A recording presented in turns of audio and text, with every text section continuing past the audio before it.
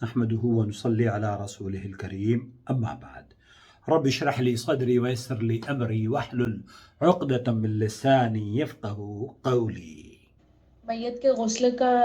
آج demo practical ہے تو میں اس کے لیے جا رہی ہوں۔ بس ایک کویشچن تھا مجھے کہ عورت کو بھی خوشبو لگا سکتے میت کو، ڈیڈ باڈی کو؟ بیکاز جیتے جی اس کے حیات میں تو ممنوع رہتا ہے، منع ہے، حرام ہے، تو کیا میت کو لگا سکتے ہیں؟ یہ آواز جو آپ نے سنی یہ ثنا کی ہے اندور سے، اور اندور میں اس طرح کی ٹریننگز خواتین کو دی جا رہی ہیں کہ اگر کوئی میت ان کے سامنے آئے تو وہ اس کی تجہیز اور تکفین کے مراحل کو نبی کریم صلی اللہ علیہ وسلم کی سنت کے مطابق ادا کریں۔ پچھلے دنوں جب میں نے ایک اپنی خالہ کی قبر پر جا کر نماز جنازہ وہاں پر پڑھی تو مجھے بہت سارے اعتراضات کا سامنا کرنا پڑا، بلکہ اپنی ہی لوگوں نے یہ کہنا شروع کر دیا کہ غائبانہ یا جو نماز جنازہ ہے نا قبر پر، اس کی مدت 3 دن ہے، یا بعض علماء نے لکھا ہے کہ 1 مہینہ ہے۔ حالانکہ نبی شیخ محمد بن صالح العثیمین نے اس سلسلے میں بہت خوبصورت بات کہی ہے کہ نبی کریم صلی اللہ علیہ وسلم سے اس طرح کی قید اللہ کے رسول سے ثابت نہیں ہے کہ اس قبر پر جس کی نماز جنازہ آپ نے پڑھی ہے وہ کتنی مدت تک آپ قبر پر نماز جنازہ پڑھ سکتے ہیں، بلکہ احد والے شہداء کی قبروں پر اللہ کے رسول صلی اللہ علیہ وسلم نے، صحیح بخاری کے اندر روایت موجود ہے، آپ علیہ السلام نے تقریباً 7-8 سال کے بعد نماز جنازہ قبروں پر پڑھی۔ تو بہرحال آج ثنا یہ جاننا چاہ رہی ہیں کہ آیا کہ مرد اور عورتوں کی تدفین اور تجہیز کے سلسلے میں، کیونکہ مردوں کو تو خوشبو لگائی جاتی ہے، عورتوں کو بھی خوشبو لگائی جاتی ہے یا نہیں؟ میں آپ کو لے کر چلتا ہوں، مشہور زمانہ ویب سائٹ ہے اسلام کویسچن اینڈ آنسر شیخ صالح المنجد کی، انہوں نے لکھا ہے کہ اول تو کفن کو خوشبو لگانا مستحب ہے، چاہے میت مرد ہو یا عورت۔ سنت نبوہ کی صحیح احادیث سے اس کے دلائل ملتے ہیں۔ صحیح بخاری اور صحیح مسلم میں متفق علیہ حدیث موجود ہے، نبی کریم صلی اللہ علیہ وسلم نے ان عورتوں کو حکم دیا تھا جو نبی کریم صلی اللہ علیہ وسلم کی بیٹی کو غسل دے رہی تھیں کہ وہ آخری غسل میں کافور یا کافور میں سے کچھ شامل کر لیں۔ اس حدیث کو امام بخاری نے 1253 پر اور امام مسلم نے 939 پر نقل کیا ہے۔ کافور ایک طرح کی خوشبو کی قسم ہے۔ حافظ ابن حجر کہتے ہیں، کہا جاتا ہے کہ کافور استعمال کرنے میں حکمت یہ ہے کہ یہ جگہ کو معطر کرتی ہے کیونکہ وہاں فرشتوں نے حاضر ہونا ہے۔ بہرحال یہ اس سلسلے میں، اور امام مسلم کی شرح میں امام نووی رحمۃ اللہ علیہ کہتے ہیں کہ اس حدیث میں یہ دلیل ہے کہ غسل دیتے وقت آخری بار میں کافور شامل کیا جائے۔ ہمارے یہاں یہ چیز متفق علیہ ہے۔ اس حدیث کی بنا پر امام مالک، امام احمد اور جمہور علماء کے اکرام کا یہی موقف ہے، اور اس لیے بھی کہ اس سے میت خوشبودار ہو جاتی ہے اور اس کا جسم سخت اور ٹھنڈا ہو جاتا ہے اور جلدی خراب نہیں ہوتا۔ حضرت جابر رضی اللہ تعالیٰ عنہ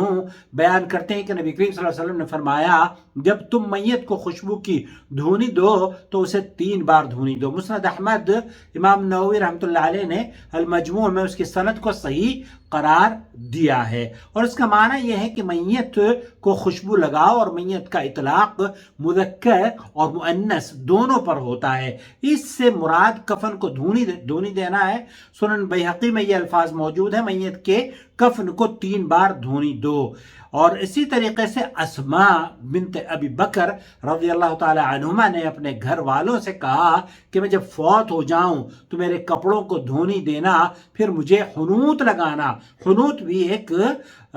حنوط اسے کہتے ہیں جو میت کے بدن اور اس کے کفن میں خوشبو کستوری اور عنبر اور کافور لگاتے ہیں، اور اس سب سے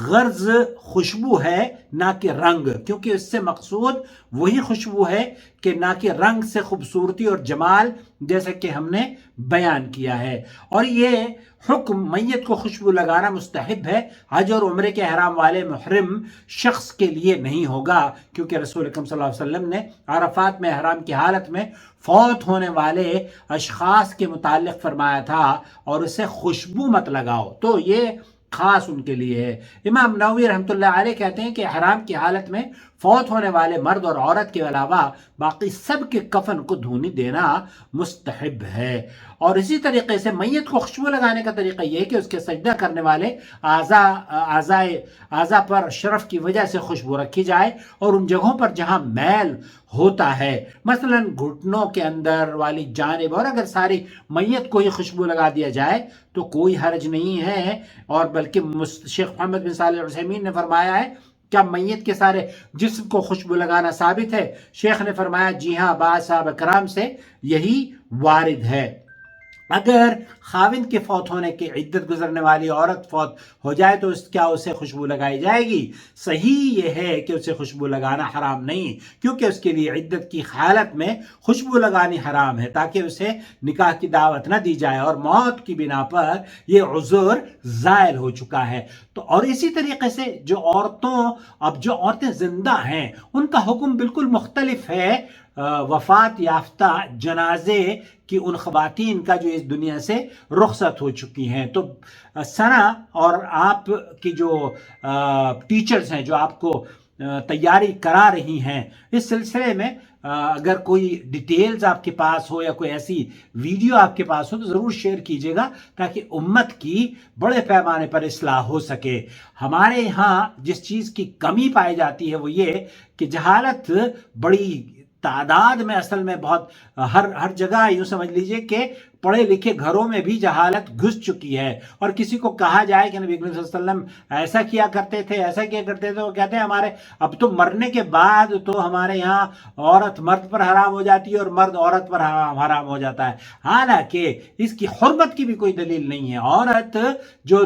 10 بچوں کی اماں ہے، وہ جب شوہر نے انتقال کیا شوہر کا تو وہ اس کی بیوی ہے، وہ اس کی بیوی تھی زندگی میں، اور جنت میں بھی اس کو ملے گی۔ اب یہ کہنا کہ یہ عورت اس کو دیکھ نہیں سکتی اور یہ شوہر بھی اس کو دیکھ نہیں سکتے اگر وہ مر جائے، اسی طرح سے بہت ساری غلط فہمیاں جنازے کے مسائل میں یا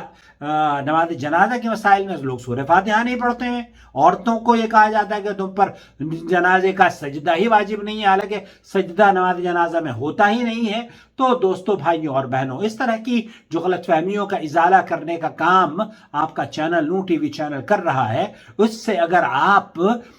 سبسکرائب اگر ہمیں ابھی تک آپ نے نہیں کیا ہے تو کر لیجئے، دیر کس بات کی ہے، تاکہ ہم مل کر اس صدقہ جاریہ کا حصہ بنے اور ہم توحید کی شمع روشن کرتے رہیں، اور ہم اور آپ مل کر اللہ کے دین کی نشر و اشاعت میں حصہ لیتے رہیں۔ اور اگر آپ جوائن ممبرشپ کے ذریعے ہمیں مستحکم کرنا چاہتے ہیں، اور جو لوگ جوائن ممبرشپ کے بٹن